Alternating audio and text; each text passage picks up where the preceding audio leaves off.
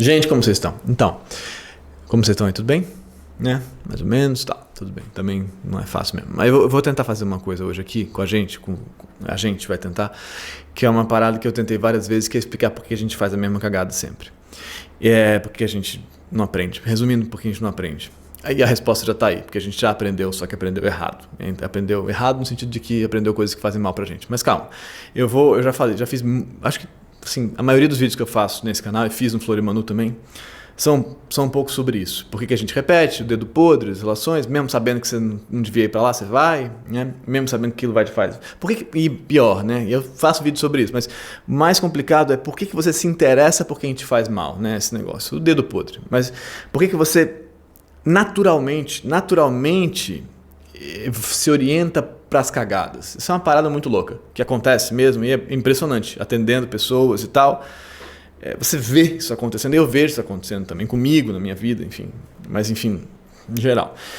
E aí, sempre que eu faço esses vídeos, eu tenho a impressão que eu respondi mais ou menos, e a resposta foi mudando, né, ao longo dos últimos anos. Quem me acompanha lá desde lá de trás, daqueles muitos anos atrás, eu tenho a impressão às vezes que o YouTube conta o tempo de um outro jeito, assim. Então, 3 anos atrás para mim parece 15 anos, mas enfim. Quem me acompanha lá já sabe que essa minha resposta foi mudando ao longo da vida, mas mudando, mas não sem nenhuma ruptura. Foi, sei lá, evoluindo, vamos dizer assim, amadurecendo talvez, e teve o advento no meio desse caminho da neurociência afetiva. Então, em geral, eu pensava dentro de um paradigma da psicanálise mais fortemente, mais freudiana mesmo assim e tal, e aí eu descobri a neurociência afetiva no meio do caminho. E aí saquei os 7 afetos fundamentais, né? E isso mudou totalmente o meu percurso de trabalho. A autoescrita totalmente passou a ser pensada a partir daí. Você não sabe o que é autoescrita? Não sabe? Vai olhar. Porque, enfim, para você entender. E os 7 afetos fundamentais também viraram minha ferramenta de trabalho na autoescrita totalmente. E nos meus atendimentos também, totalmente. Assim, impressionante como mudou a minha maneira de ouvir, assim, de tentar entender. 7 afetos fundamentais está aqui, se você quiser olhar. Mas se não quiser olhar, também não precisa olhar, fica aqui comigo. Bom, então, mas aí eu sempre respondi isso, assim, essa ideia de que a gente, de alguma forma, tende a se encaminhar para coisas que nem sempre fazem bem pra gente, né? Mas sempre minha resposta sempre me pareceu um pouco falha, assim, né? Um pouco assim, é porque a gente está acostumado, é porque a gente aprendeu daquele jeito, assim, então a gente repete. O que é o aprendizado, né? Uma série de coisas que sempre me pareceram assim, um pouco assim, ou a pulsão de morte, a repetição, compulsão-repetição na psicanálise, que é um argumento que eu também já usei, que eu acho legal até certo ponto, mas hoje em dia não topo mais o conceito de pulsão de morte. Eu só acho que a gente tenta coisas meio estúpidas porque a gente aprendeu errado, né? Então essa é a resposta no final das contas. Estou falando muita coisa para dizer onde eu quero chegar, né? Então eu fiquei pensando uma maneira de tentar explicar isso assim de um jeito assim que já não está sendo, mais razoável, mais direto, né? Mais assim, mais para entender mesmo porque que você não é um idiota, que você está fazendo isso porque é o melhor que você pode fazer e você repete e você vai continuar repetindo até que alguma coisa mude nesse percurso de repetição. E ainda assim tem um aprendizado que está feito. Então, a gente passou a trabalhar aqui com o conceito de inconsciente no sentido mais da neurociência, né? De aprendizados que se tornaram inconscientes, tipo, você não lembra como é que você faz para andar de bicicleta, por exemplo. Você não pensa sobre como é que eu vou pedalar e tal. Você não pensa sobre isso, você anda. Se você sabe andar de bicicleta, você sobe e anda. Inclusive tem um vídeo muito bom, vou tentar lembrar de botar aí embaixo, chama A Bicicleta Impossível, que é uma bicicleta que eles mudam a catraca, então a catraca, o guidão assim, se você empurra para um lado ele vira para o outro, então você não consegue andar, porque está automatizado. Vou botar aí, se vocês quiserem olhar. Enfim, mas a gente faz um pouco assim, a gente aprendeu, mas esse aprendizado, não, você faz assim porque você aprendeu. Sempre me parece assim um pouco reducionista, assim, meio uma explicação meio fácil, assim. Se você busca pessoas abusivas porque você tem familiaridade com isso, porque os seus pais eram abusivos. Eu falo, pô, mas será que é assim? Meio simplista, né? Uma coisa meio assim. Assim como a pulsão de morte em geral, sem querer ofender ninguém da psicanálise, me parece também um conceito às vezes um pouco que resolve fácil as coisas. Assim, é isso porque você quer retornar ao zero. O Freud, né? Além do princípio do prazer, que eu adoro, acho um texto incrível. Você faz isso porque você quer retornar ao zero, então você busca essa coisa para... E aí o masoquismo vem daí, ele usa a pulsão de morte para justificar o masoquismo, né? Um texto muito legal também, o problema econômico do masoquismo, que é super legal.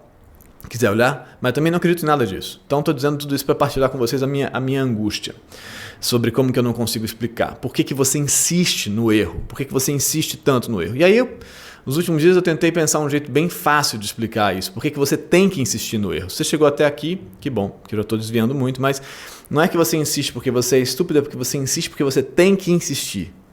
Veja só, então vamos concentrar aqui agora. Na semana passada eu gravei um vídeo sobre desamparo, né? Vou botar aqui, desamparo, mas pensando sobre... Porque eu tive um filho agora, então pensando sobre essas questões. E ter um filho, um segundo filho, né? Mas então ter um bebê faz você repensar uma série de coisas sobre você, mas também sobre como que a gente funciona. E aí eu fiquei pensando, olhando para ele, tentando entender por que necessariamente ele vai repetir. Por que necessariamente ele vai ter que fazer de novo a mesma coisa? Por que necessariamente, para a sobrevivência dele, ele vai ter que insistir no erro? Então vamos tentar agora parar. Se você já pegou um café, uma cerveja, uma água, que bom. Se não, pega aí, porque a gente vai parar. Inclusive tem uma coisa nos comentários do vídeo passado, tem uma parada muito legal. Vou tentar achar aqui, calma aí, para eu falar para vocês. Duas coisas nos comentários do vídeo que eu queria achar. Vou tentar achar e aí eu... Calma aí, tá? São 2 comentários. Vou achar aqui para falar que são coisas bem interessantes. Vários comentários interessantes sobre as histórias das pessoas, sobre o desamparo delas, né? O vídeo era sobre isso. Então tem vários comentários interessantes sobre isso. Eu queria mostrar para vocês. São sempre muito legais os comentários. Vou tentar botar aí. Então, enfim, muitas coisas legais. Deixa eu tentar achar, calma aí, para mostrar para vocês. Com muito comentário, né? Tem nada a ver, mas tem esse comentário muito engraçado do Jair Siqueira falando que sonhou comigo. Muito engraçado, que a gente estava almoçando lá em casa e depois ele ficava limpando o fogão. Fiquei pensando sobre o fogão, porque ele...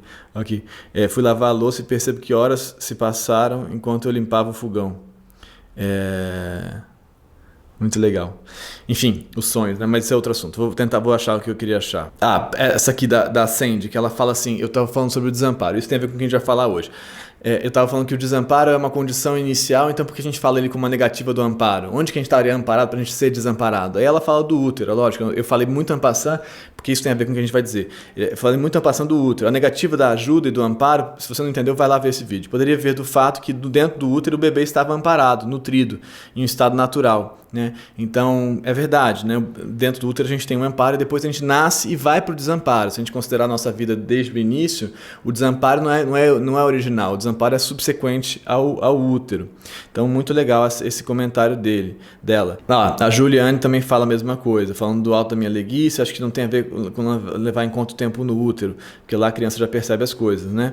Então, eu concordo que a palavra desamparo tem a ver com isso. A Matilda cita o trauma do nascimento, que é muito legal, para quem viu o vídeo passado e ficou pensando sobre a questão do nascimento, do Otto Hahn, que eu vou botar na descrição, é muito legal também.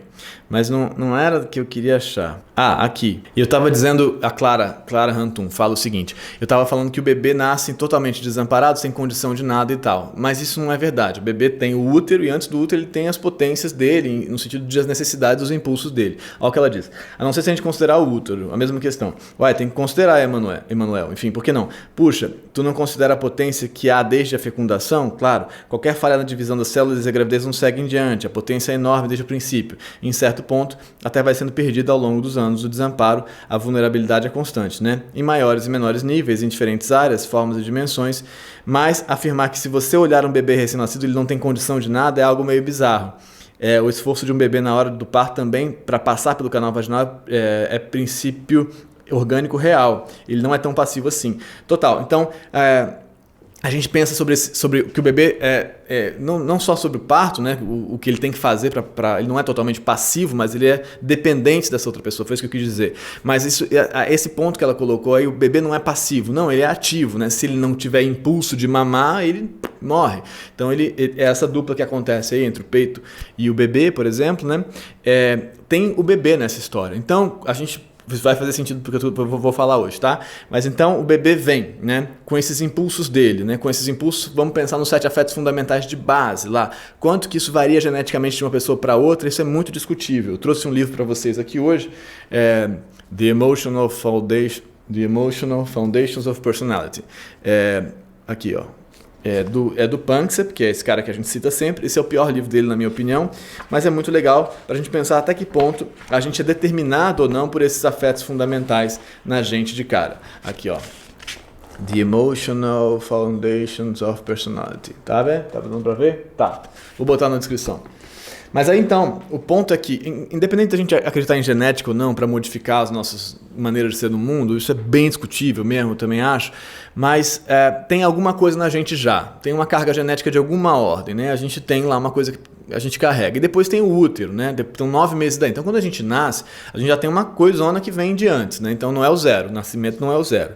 Concordamos. Mas por outro lado, o córtex, né, tá meio zerado quando a gente nasce. Tem o subcórtex, né, todos esses sistemas que estão ali funcionando já, que são os sistemas afetivos, né, as necessidades afetivas estão ali abaixo do córtex, mas o córtex está meio tábula rasa, meio folha em branco. O córtex vai começar a associar muito rapidamente o que ele tem que fazer, e aí é que eu queria chegar, o que ele tem que fazer para conseguir o que ele precisa conseguir. E é impressionante, tipo assim, realmente quem tem bebê, teve bebê, sabe disso. O Vicente, ele está com 41 dias hoje. Tem uma série de associações que ele já fez, assim. Ele sabe onde é que é a cadeira que ele mama ou não mama, ou que ele mama em outro lugar, a hora que eu vou pegar ele, como é que ele faz e tal, o que ele consegue, ele já está sacando o que ele precisa fazer para conseguir o que ele precisa. E ele precisa de algumas coisas, ele precisa fazer algumas coisas. Então, necessariamente ele vai fazer uma série de aprendizados sobre o que ele faz para conseguir isso que ele precisa, saca? E esses aprendizados, eles vão ao longo da vida sendo automatizados, né? Especialmente quanto mais você repete um aprendizado, quanto mais você tem uma uniformidade, como é que chama isso? De uma não variância desse ambiente, mas esse aprendizado não precisa ser revisado, ele vai repetir, ele não vai reconsolidar, ele não vai precisar, a gente fala de reconsolidação de memória, né? Ele não vai precisar voltar e falar, será que é isso mesmo? Ele vai sendo automatizado e chega um ponto na vida que ele não tem nem mais conteúdo de representação. Até porque nos 3 primeiros anos de idade, a gente nem faz cena, porque o hipocampo não está amadurecido, então a gente não faz cena de fato. A gente faz procedimentos de memória, muito mais do que cenas, né? A gente tem uma série de registros afetivos de aprendizado de satisfação de necessidades super importantes, que vão marcar a gente, né, para o resto da vida, mas a gente não faz cena. Então, isso é um outro assunto que eu também já tratei muito. Mas, então, o que acontece neste momentinho aí é que esses caras, crianças, vão aprender coisas, eles têm que aprender coisas, eles têm que aprender por repetição. Sabe? E outro dia eu estava fazendo esse vídeo do desamparo, e aí eu fui fazer os tags do vídeo, né, que tem que botar, e aí eu botei lá desamparo aprendido. Eu falei, desamparo aprendido, nunca tinha ouvido falar nisso, vê que loucura. E aí fui no tubo do YouTube, né, parar nos outros lugares da psicologia positiva e o desamparo aprendido, esses outros vídeos, a maioria eu achei um pouco simplistas, assim, mas a ideia é de que você insiste no desamparo porque você aprendeu aquilo, né, você criou um hábito daquilo, né, ok, que é um pouco o que eu estava respondendo com a psicanálise de alguma maneira, né, enfim, só que o ponto é que você criou esse hábito porque esse hábito garantia a sua existência, e este hábito, né, de como é que eu choro nessa hora, como é que eu esperneio, como é que eu brigo, como é que eu faço o quê, tem necessariamente a ver com esses objetos. Porque esse bebê, quando nasce não passivo, como bem disse a Clara, quando ele nasce não passivo, ele nasce em necessidade de uma série de coisas e com algumas programações que são os instintos, que a gente chamaria, né, que são as programações genéticas que todos temos, todos os mamíferos têm de como que eu satisfaço esses meus instintos. A gente vai aprendendo, a gente vai colocando uma série de coisas dentro da nossa cultura, do nosso ambiente, por cima desses instintos. A gente vai substituindo com um aprendizado mais fino, né? Com um aprendizado mais detalhado, vamos dizer assim, um aprendizado mais adequado à sua realidade, ao seu ambiente. Então, o córtex está todo aberto. É por isso que o córtex está aberto, porque quanto mais flexibilidade de aprendizado você tiver, melhor, né? Então você vai fazer uma série de registros, e à medida que esses registros forem ganhando uma recorrência, assim, que eles forem ficando muito, muito uniformizados, repete sempre assim, se eu fizer sempre assim, cai sempre assim, é a gravidade, então eu não penso mais sobre a gravidade, eu solto a cadenta, ela cai. Eu não vou pensar, será que ela vai... caiu, não tem nada disso, solto a cadenta, ela cai, ela vai cair. Né? Então tem uma uniformidade enorme nesse padrão de acontecimento, tem um padrão, né, que se sustenta. Então você não pensa mais. E este padrão, essa repetição, tem necessariamente a ver com o seu ambiente, né? Tem a ver necessariamente com onde você está. Então, o seu cérebro é super plástico, ele é super ligado nessa capacidade de aprendizado, mas ele se adequa, vamos dizer assim, ele se funde muito rapidamente, o seu sistema cerebral, o seu sistema de aprendizado, ou aprendizagem, se você quiser chamar, com o ambiente, né? Então, necessariamente, você vai tentar se adequar ou se adaptar, até certo ponto, a como que você faz com estes objetos que você tem para satisfazer suas necessidades. Estes objetos são os pais, né? São as figuras parentais, a mãe e tal, tipo, o pai, enfim, quem quer que seja, depende da sua estrutura, varia muito. Você tem estruturas diferenciadas assim, tipo, tem 3 mães, uma avó e tal, você vai fazer uma ginástica um pouco maior e vai tentar lidar com isso, mas então, necessariamente, é isso que eu estou querendo dizer, você vai ter que se adequar a esse objeto. E aí, o que isso quer dizer sobre por que você enfia a cara no mesmo buraco tantas vezes? Porque você teve que aprender assim, senão você não sobreviveria. Você teve que aprender como é que você fazia com a mãe que você teve para conseguir o que você precisava. Entendeu? E aí você associou necessariamente este objeto específico, o modo dele de funcionar, à satisfação dessa necessidade. Então, por exemplo, uma mãe ambivalente que é agressiva e tal, de repente e tal, e é muito legal no outro momento, por exemplo, você associou a satisfação da sua necessidade de acolhimento, sua necessidade de ser amado, como a gente fala na autoescrita, você juntou, não associou assim de lembra-lembra, de vaca lembra-leite. Você pensou, qual é o encaixe da minha fechadura? A minha chave da minha fechadura. Qual é? Onde é que encaixa a minha chave na fechadura? É nesse objeto aqui. É nesse aqui. Onde é que eu vou satisfazer a minha necessidade de ser amado? A minha necessidade de comer, vamos dizer assim. Onde é que eu vou satisfazer? É aqui que eu vou. É aqui que eu vou. Não é em outro lugar. Você não pôde pensar que o mundo era de outro jeito, porque senão você morria, sacou? Então, assim, a angústia que você sente quando você está abandonado e tal tem a ver com essa necessidade básica de acolhimento, porque senão você morria. Depois você não vai mais morrer, mas você continua achando que vai morrer, tá? Então você aprendeu a satisfazer... Desculpa, bati no microfone. Aprendeu a satisfazer suas necessidades com este objeto, não com outro. Não foi com outro. Você pode reaprender ao longo da vida? Pode. Mas você aprendeu com este objeto. E como eu estou tentando explicar para vocês, esses aprendizados, por repetição, se tornaram inconscientes. Então, quando você vê objetos similares a este na vida, você processa essa informação de maneira inconsciente, 90% do nosso processamento de informação é inconsciente, você processa eles e fala, ali eu consigo me salvar. Ali eu consigo me salvar. Não é ali eu vou me dar mal e eu quero me dar mal. É ali eu consigo sobreviver. Né? Então, a tendência de repetição é uma necessidade de sobrevivência. Boa frase, né? A tendência à repetição, ou a compulsão à repetição, para ser mais psicanalítico, a compulsão à repetição é uma necessidade de sobrevivência. Né? Ou é uma adaptação, enfim, qualquer frase que vocês quiserem fazer, melhore minha frase aí, por favor. A gente pode botar no Instagram depois, juntos, e para, enfim, compartilhar. Então, é isso que acontece nessa história. Não é que você está enfiando... Né? Não é nada disso. É que você simplesmente tinha esse corpo de necessidades específico e você tinha que satisfazer essas necessidades no ambiente no qual você veio. Sacou? Então, você não nasceu em qualquer lugar. Você nasceu onde você nasceu. Dá para entender isso, assim? Não é assim por... então porque você vai repetir porque você quer casar com seu pai. Enfim, não é. É porque se você vai repetir isso é porque você teve que fazer assim e você necessariamente automatizou uma série de padrões. Então, quando o seu namorado começa a brigar com você, você não pensa, vou embora daqui porque isso me faz mal. Você pensa, como é que eu faço para corrigir isso? Como é que eu faço para consertar? Como é que eu faço para fazer ele ficar bem para que eu não morra? Como é que eu faço para ele parar de quebrar as coisas? Como é que eu faço para ele não ir embora? Como é que eu faço? Entendeu? Tudo isso é isso que a gente pensa. Como é que eu faço para dar conta disso passar? Como é que eu faço para que isso volte, né? Como é que eu faço para chamar a atenção dele, no outro caso, uma mãe assim mais alheia, assim mais ausente? Como é que eu faço para chamar a atenção dele? Porque é assim que você vai sobreviver. Então, quando alguém te falta, quando alguém te falta, você não fala, tudo bem, eu não preciso dessa pessoa. Dependendo da sua estrutura, você fala, meu Deus, eu preciso dessa pessoa para sobreviver. Eu preciso dessa pessoa para sobreviver. Não todo mundo, mas muita gente sim, porque muita gente fez o registro da falta. Como eu disse no vídeo passado do desamparo, registrou esses abandonos. Registrou essas faltas, né, como coisa fundamental da relação. Né? Não porque você foi mais abandonado, mas porque você fez esse registro, por razões que eu discuti nesse outro vídeo. Se você quiser, vai lá ver. Então isso é muito importante para a gente sacar. E aí a pergunta que fica da psicologia positiva é como é que você sai disso? E a resposta que essa galera dá nesses vídeos é que você tem que aprender outras coisas. É verdade. É lógico que tem que aprender outras coisas, mas como é que você faz para aprender outras coisas? Isso é muito complexo, porque esse aprendizado está automatizado. Como é que você faz para aprender outras coisas, né? Então, porque os aprendizados têm a ver com a satisfação das necessidades. É isso que falta para mim na psicologia positiva, no behaviorismo, na origem, na terapia cognitivo-comportamental. Falta entender por que você repete, por que você busca o estímulo positivo, o que seja, ou se afasta do negativo. Não é simplesmente porque sim, é porque o estímulo positivo é uma redução de tensão, é uma satisfação de uma necessidade, né? É um retorno à homeostase.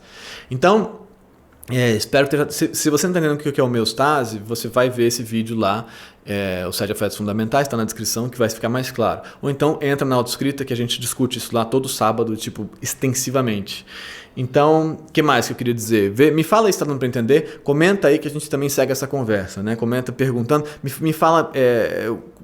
para a gente desenrolar isso, né? Ou então, também você pode comentar que conceitos que eu estou trazendo aqui que não estão fazendo sentido para você, ou que não está rolando, que, enfim, que você gostaria que eu tentasse desenvolver mais. Isso faz diferença, porque por um lado, entender esses conceitos faz diferença, né? E é uma coisa que eu sempre falo para quem está em trabalho comigo, assim, você vai repetir porque é necessário que você repita, né? É assim que você vai fazer. Só que em algum momento essa repetição vai passar a te causar muito desconforto, porque justamente perceber que você está repetindo, qual que é a diferença, né? Perceber que você está repetindo, entender o que é a sua repetição, por que ela acontece, qual a necessidade que está na base dela, e perceber que você está repetindo, passa aos poucos a gerar um desconforto para você, sabe? Passa aos poucos a te fazer assim, eu estou aqui fazendo uma coisa que não me faz bem. Então, várias vezes a gente fica com raiva da gente mesmo por repetir, frustrado pra caramba, porque a gente mesmo está atrapalhando a nossa felicidade, vamos dizer assim, a nossa satisfação de necessidades. Então, eu quero muito ser amado, ser acolhido, ser cuidado, mas eu repito um dispositivo que vai me fazer mal. Então, eu mesmo sou a figura que está me afastando da minha capacidade, da minha possibilidade de encontrar satisfação. Então, você passa a se incomodar com você. E é importante que você se incomode com você. Fala, é natural que você repita, é necessário que você repita, mas é importante que você se incomode, né? Então, esse incômodo é fundamental, essa preguiça que você vai sentir de você mesmo é fundamental para o nosso trabalho, mas antes você tem que entender o que você está conseguindo, tentando repetir, por que você está repetindo, para que você perceba, para que você consiga perceber. Parte do trabalho terapêutico fundamental é que você consiga associar as suas escolhas aos afetos que as desencadeiam e aos afetos que são desencadeados por elas, né? Então você consegue entender, eu fiz isso por isso. Como eu falo na autoescrita, como eu me sinto quando eu faço isso. E por que eu fiz isso em função de ter me sentido daquela forma? Como eu me sinto quando tal coisa acontece e o que eu faço, o que eu penso, né? Então, é associar as suas escolhas, seu funcionamento no mundo com as suas necessidades afetivas e entender o que você está fazendo para isso. Aí, você começa a entender, você começa a perceber que você não está conseguindo satisfazer, você passa a se incomodar com você, né? Isso é um processo longo, não é assim meia hora do vídeo, né? Passa a se incomodar com você e você passa a tentar outras alternativas. Com sorte, né? Essas outras alternativas funcionam de vez em quando. E aí você faz registros de prazer nelas outras. E aí você vai acumulando 2 aprendizados diferentes, né? Você vai construindo um outro aprendizado. Mas este aprendizado básico não vai desaparecer. Ele está feito. É como desaprender. Vê o vídeo da bicicleta. É como desaprender a andar de bicicleta. É muito difícil de desaprender. Né? De aprender que se você virar para a direita, ela vai para a esquerda, né? Desaprender o sistema, porque você teve que aprender que virando para a direita, virando para a esquerda, ela ia para a esquerda, porque você teve que aprender isso para não cair. Então, nesse sentido, você teve que aprender assim, ou no seu caso, talvez fosse um aprendizado meio torto, mas você teve que aprender assim, ponto é esse, você teve que aprender assim para sobreviver. Enfim, pessoal, me fala se deu para entender que a sua relação de satisfação de necessidade com este objeto específico e como que esse aprendizado e como que você reconhece esse objeto nos outros objetos da vida, inconscientemente você vê traços que te recordam, sem você perceber. Veja bem, a gente não precisa perceber, a gente se orienta para a repetição daquilo. E aí, a partir daí, o sistema se retroalimenta muito rapidamente. Alguém te dá um indício de que pode ser aquela pessoa que vai talvez te abandonar, você já fala, por favor, me abandone. Do seu jeitinho, né, de falar. E aí isso rapidamente vira uma relação abusiva. Porque você... E aí você fala, mas com a outra pessoa ele casou, ela casou, foi ótimo. Então, porque o sistema se retroalimenta sempre, né? Então não é só a outra pessoa que é canalha, e não é só você que quer... Não, então não é você que é sabotadora, não é isso, né? Tem um encontro dessas duas partes, a chave com a fechadura. E esse sistema se retroalimenta. Como é que eu chamava lá, gente? Até esqueci. É o enlace neurótico, né? Que eu chamava. Que eu chamo enlace neurótico. Bom, me coloquem questões aí. Muito obrigado. Vamos nessa. A gente se encontra semana que vem se tudo der certo. Falem se deu para entender. Ou então a gente insiste nesse problema. Tentar, falhar de novo, falhar melhor. E vai lá, entra, vai aparecer aqui a autoescrita. A gente se encontra no sábado para trabalhar, realmente fazer as práticas e trabalhar para conseguir entender esses negócios, conseguir entender suas necessidades, o que você está fazendo e tal. Será que tem outra saída, né? E assim a gente vai indo. Na pior hipótese, a gente está fazendo isso junto, né? Olhando junto, que já é mais legal.